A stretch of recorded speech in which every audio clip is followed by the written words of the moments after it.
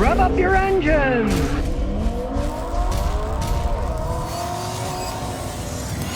Mujdaba man says, Scotty, how reliable are Porsches? Oh, they're very reliable. It's very reliable. They will break down frequently and cost a lot of money to fix.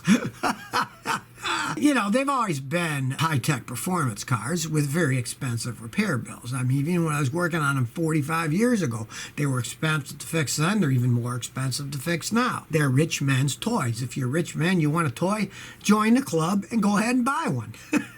But don't, under any circumstances, buy a used one and think you're not going to get reamed. I had a customer bought one years ago, and they brought it to me, and I said, man, your transmission's going out. You got to get rid of this thing. He said, well, you know, I got a good deal on it a couple of years ago. And I said, what did you pay? He said, well, I only paid $12,000.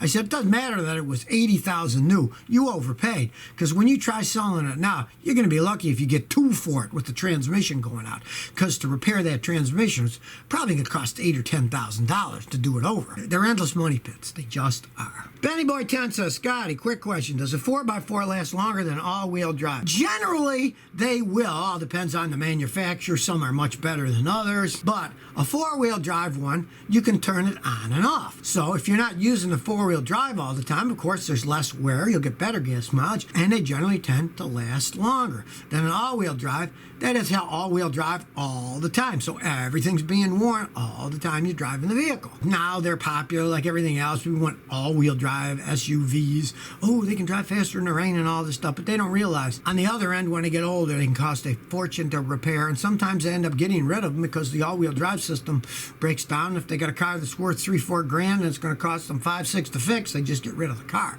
Where front-wheel drive ones, they generally can run forever. If you get a good one, you know, you get a Toyota, Honda, it could last forever. Now, sure, you get a Chrysler, it won't last forever. It doesn't matter what kind of drive it has. But a good car, yeah, the two-wheel drives will last longer than the all-wheel drives, and the four-wheel drives generally last longer than the all-wheel drives, but not just the plain front-wheel drives.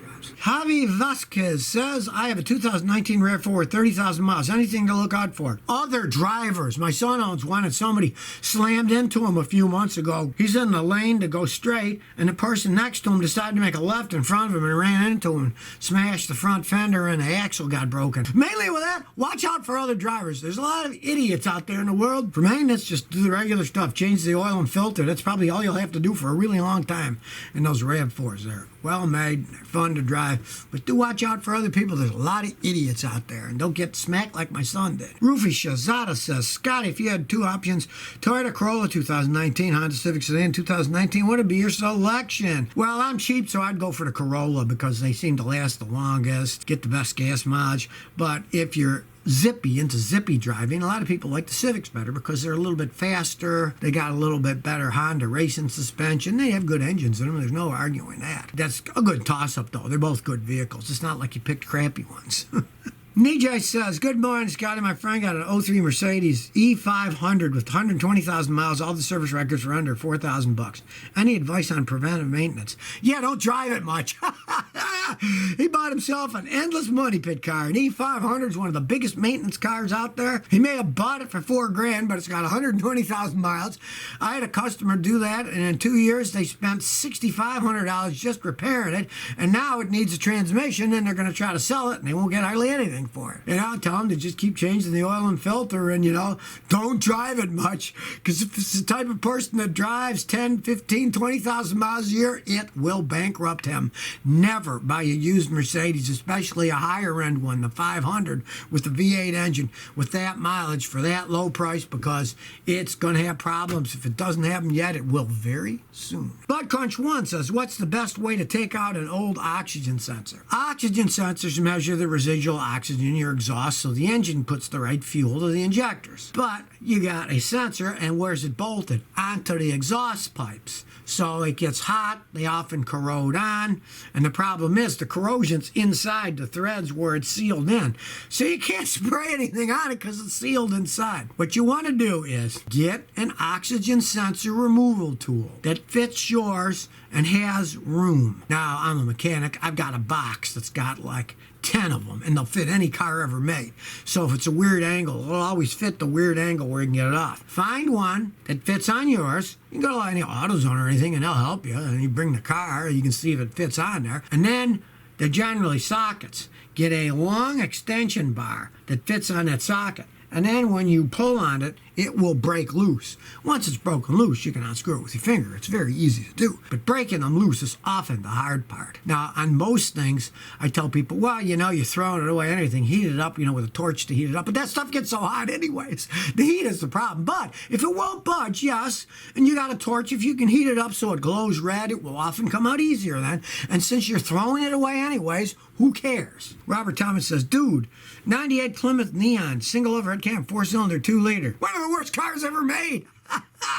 Those were all made in Mexico. They don't make them anymore. And man, they were terrible cars. I mean, my wife isn't that big about cars, but one time we went to the State Fair in Dallas, and we flew up there. It's a half-hour flight. We rented a car, and we just wanted the cheapest thing, so we rented a Dodge Neon. And it was like 4 miles from the rental place to the State Fair. And my wife said, this is the junkiest car I've ever been in my life. And it was junky. It was a piece of junk. Now, I mean, if it still runs, you're talking about buy a used one. If it still runs, you want to check the head gasket and the transmission because but it still runs. You can get them dirt cheap, and you want a cheap little car for taking 3-4 mile trips. You get it cheap enough, why not? But as an actual transportation device, if you drive a lot of miles, they were one of the worst things Chrysler ever put out. And Chrysler's put out some pretty terrible vehicles over the years. Opus Cat 999 says, Scotty, what is the worst car ever made? Well, worst is a relative thing. It would depend on, are you talking about ugly? Or talking about that breakdown? Are you talking that you paid too much money and it was worth nothing? As far as I've ever personally seen in my life, it was a 1970s Rolls Royce, and a customer of mine bought it, and it was such a pile of junk. One time he was driving it through a car wash. Now, I mean, who drives a Rolls Royce to a car wash? He did. Well, he drove it to the car wash and was driving through, the exhaust system of the car fell off in the car wash, and they had to pull it out in pieces. So that was the worst car that I've ever seen in terms of going through a car wash. The exhaust system just fell off of it. But of course, there's many definitions of what's worse. But to me, that was the funniest worst one I've ever seen. DCAS says, Scotty, please help. I got an 06 RAV4, 140,000 miles. Code U0105. Lost communication with fuel injector control module. Do I need new injectors or bad CPU? Here's the thing about computer systems and losing communication. If you get a short anywhere in those systems, it'll lose communication. So rather than buy expensive things, what you want to do is try this. Disconnect things one at a time. I've seen one bad fuel injector do that. So what you can do is unplug one fuel injector, turn the key on, see if it still says it lost communication. Disconnect all the injectors one at a time. And if you unplug one, all of a sudden it communicates, you got a bad fuel injector. And you can do that with all the other parts. Disconnect them one at a time, and when the communication comes, voila, there you go. And realize on computers, they're bizarre things. Any kind of sensor on the engine can short out and lose communication to any other system. They're so interrelated. So just start unplugging all the wiring, all the sensors. Start with the fuel injectors. But sometimes it's not even a fuel injector part that makes it do that particular code. Any communication loss can do it. So you want to unplug all the sensors one at a time. Starts communicating, that sensor's bad. Joseph Marsh says, Scotty, the new future Tesla Roadster is like $250,000. It goes 0 to 60 in 1.9 seconds. Do you think a new hydrogen fuel car will accelerate as fast as electric cars in the future? Okay, here's what you have to understand. Fuel cell cars are electric cars. They're no different than the Tesla, only instead of having giant battery packs, they have a hydrogen fuel cell that takes in hydrogen, creates electricity, and has heat and water vapor as a waste product. So they're using the same systems.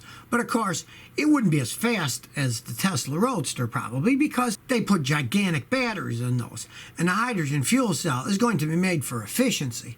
It's not going to be made for the absolute fastest, biggest one they can make, because then it would weigh more and it would make it less efficient. So that's the problem with electric cars with batteries. The faster you want them to go, the bigger the battery, the more it weighs, the more it's got to pull itself. And eventually you get the law of diminishing returns, that you put so much into it and you only get a little bit more speed. So they're still both electric cars, only one has a battery and the other doesn't, uses a fuel cell. And if somebody comes out with hydrogen cheap, then hey, who knows, we'll be driving hydrogen fuel cell cars.